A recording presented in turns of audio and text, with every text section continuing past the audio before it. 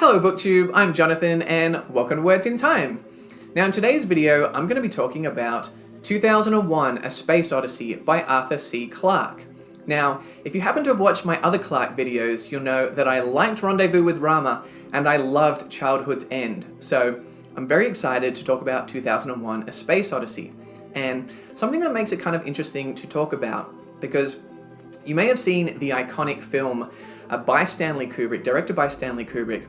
The film wasn't actually based on the book. You may know this, but the book and the film were actually written together. So Arthur C. Clarke, one of the most famous sci-fi writers, and Stanley Kubrick, one of the most famous film directors, teamed up to write the story for the book and the screenplay. So I think that's pretty interesting. I don't know of any other examples of something similar happening.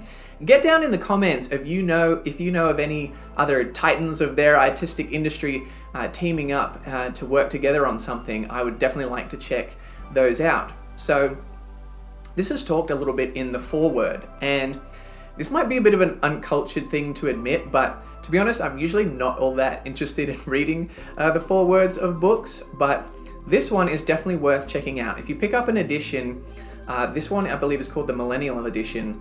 I picked it up at a second-hand bookshop, so even though it's only 20 years old, it's got that nice second-hand book smell. This particular one has a great foreword written by Arthur C. Clarke himself, where he details a bit of that backstory and talks a bit about working with Stanley Kubrick. So check that out if that sounds interesting to you. So we know it's an iconic film, it's an iconic book. What is it all about? Well, the premise for 2001 A Space Odyssey is that millions of years ago, a mysterious monolith appears in front of a group of hominids. And this monolith appears to awaken a kind of intelligence in these hominids. Now, we then skip forward millions of years to the year 1999, and scientists on the moon have discovered this electromagnetic interference, and that leads them to discover another monolith. So, we have this mystery. Where did it come from and why is it there? So, getting into the plot a little bit, spoiler free of course, I love the setup, I love the mystery. I think the opening sequence to this book, it's iconic in the film and it's just as good in the book. I think it's one of my favorite openings to a book that I've ever read.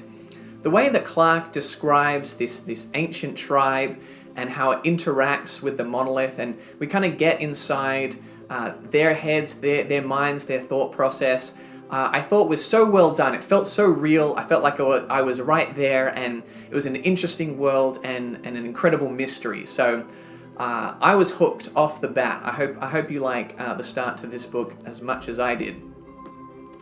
Now, after that, the book takes us to a space base on the moon, and while I did enjoy that section as we start to kind of unravel the mystery a little bit, the humans start to detect some things and learn some things, this part was perhaps a little bit more dry, a little bit more focused on the science. Which was okay, it was just perhaps a little bit dry for me at times. But then when we set off on our space mission and we get introduced to the iconic, I keep on saying iconic, but I think it's fair in these contexts, HAL 9000. If you've seen the film or not seen the film, either way, I'm sure you've heard of HAL.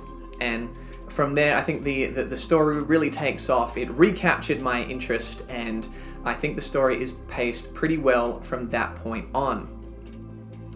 Now, getting into some of the characters, this is a bit of a theme for Clarke. I've made some similar comments in my previous reviews, but none of the scientists or the astronauts in the story are particularly memorable, and I don't think that matters too much because I think the focus of the book, as is often the case with Arthur C. Clarke, is on the ideas. And that especially didn't really seem to matter as we were getting those big reveals, diving into those heavy themes. But for some of the downbeats, the time that we spent on the moon or in the spaceship, they were a little bit slower. I think those portions of the book could have benefited from having more intriguing, layered, interesting characters. So It wasn't a minor problem for me, but I felt like those moments with some richer characters it could have given a bit more life to those chapters, and they wouldn't have felt like down chapters. They would have been just as exciting as the rest of the story. Now, there were some interesting characters though. Moonwatcher, one of the hominids, Hal, the computer system you could describe as a character. So I'm definitely not saying that the character work was poor. There was moments. It's just not as much of a focus of the book. I would say that the story is, the time devoted in the book is definitely devoted to the kind of the idea, the concept of humanity, rather than any individual characters. So I've mentioned that the book focuses on the themes more than the characters. So what are some of those themes? Well, one of them is technology and artificial intelligence. So there's a number of interesting technologies in the book, but perhaps the most interesting is the ship's computer, HAL. Now, there aren't too many major differences, I would say, between the film and the book, but one noticeable difference is in the character of Hal. In the film, the reason why Hal starts to malfunction is left pretty much up to mystery, whereas in the book, we do get a bit more of an explanation for why that is happening. So if you like the mystery in the film, you might not actually want that answered, but if you saw the film and you thought, I would like to get a bit more of an answer, learn a bit more in Hal, well, you do get that in the book. Another concept that comes up in the book is the idea of evolution. So I just loved this notion that the early evolution of mankind was influenced by an outside source, and as well as the concept that humans were not necessarily done evolving. I thought it really put the idea of evolution in a different light. It had a unique take on it, and it really had me thinking for some time after about the way that I view that topic. Lastly, and I think this is one that comes up in a lot of Clarke books, is our place in the universe. The way that Clarke describes the universe, puts things into perspective in this kind of infinitely expansive universe of ours, in some ways can make you feel very small, and if you were to put it negatively, you could say, we're even insignificant. But for me, it's just so exciting. It captures my imagination. It really makes me want to learn more, understand just like the greatness of it, the infiniteness of it, and, you know, what is humans' role within it? We do seem so tiny in comparison, but is there a role for us to play on a grander scale? And there's very few writers that get me thinking and wondering like that as much as Clarke does. So the book takes some pretty big swings, but does it stick the landing? Now, I've mentioned on the channel before that my personal preference is that I like conclusive endings, usually more so than open-ended endings. And the ending for this one is a little bit open-ended, but for me, this is one that really, really worked. For me, as soon as I finished this book, I put it down, I thought about it for a minute, and then I went straight to the computer just to find out what everybody else's theories were, explanations were, because it didn't feel lazy or that Clarke didn't have an ending and just then, this has kind of ran out of steam, I'll leave it up to the audience to write their own ending.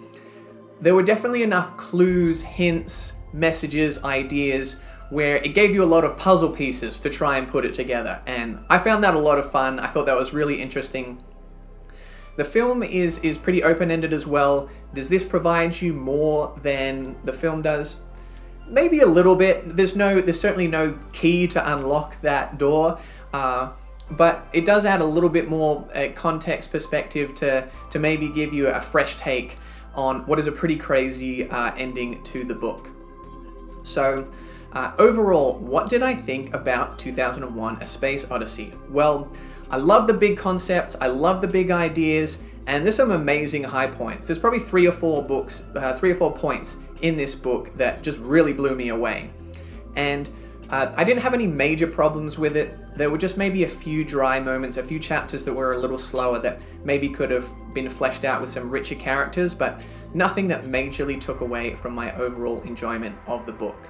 So, putting that into a rating, what do I think of 2001: A Space Odyssey?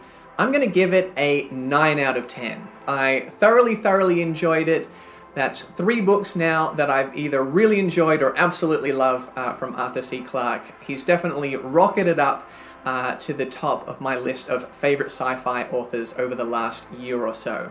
I'm definitely going to be checking out more by him. I think The City and the Stars sounds pretty interesting, so that'll probably be one that I try next. So there you go, guys. Those are my thoughts on 2001: A Space Odyssey. What did you think of the book if you've read it, or the film if you've seen it? Either way, either or, let me know if I sold it to you. I highly recommend it. There's pretty much no one that I wouldn't recommend it to unless some of that science sounds a bit off-putting, but this is definitely not too slow, definitely not a hard sci-fi book. I think there's enough cool concepts in there for to appeal to most sci-fi readers. So there you go, guys. I really appreciate you watching. If you did enjoy the video, make sure to like and subscribe, because as always, there's more sci-fi content coming soon.